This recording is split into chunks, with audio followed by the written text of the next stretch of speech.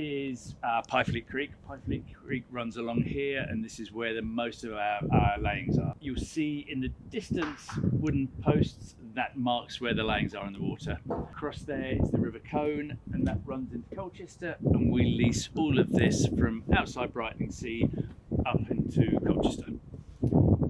Two types of oysters. There are natural oysters and there are farmed oysters. So from the far side near Brightlingsea is the Binnaker. That's all wild oysters. So we just leave it be, and every 2 or 3 years we'll go and harvest there.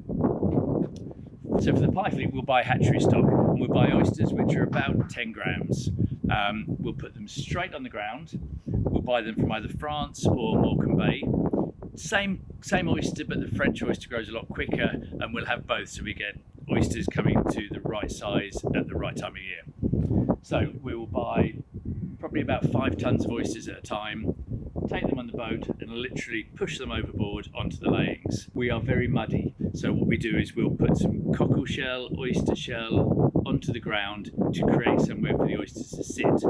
They need something to grab hold of, because at that size they could get washed away. So that when you see an oyster, on the heel will always be a bit of stone, a bit of shell. Put them on the ground, and then we're into aquaculture. So every couple of months, like a farmer will plough, we will take chains and drag them across the oysters. Basically it moves them around to separate them. It also chips the oysters a little bit, which makes the shell grow stronger and grows deeper oysters. We will harvest every day, 5 days a week, and we will bring up probably about 5,000 oysters a day. We've got 2 boats, a little blue boat which mainly does clams, but the bigger boat will go for the oysters. Every time you dredge, so every time you drop the dredge in, you get about 25% efficiency on the oysters. So it gets to a stage where it's no longer worth dredging. So those oysters that are left will then create the oysters for the future years with a natural spoutful. Once we've harvested the oysters, if we don't need them immediately, we've got a raft. We'll store them in the raft until we need to bring them ashore. Once we bring them ashore, they go through the washing machine. We've got 2 washing machines because we are very muddy, so we need to tumble the oysters as well as give them a normal wash.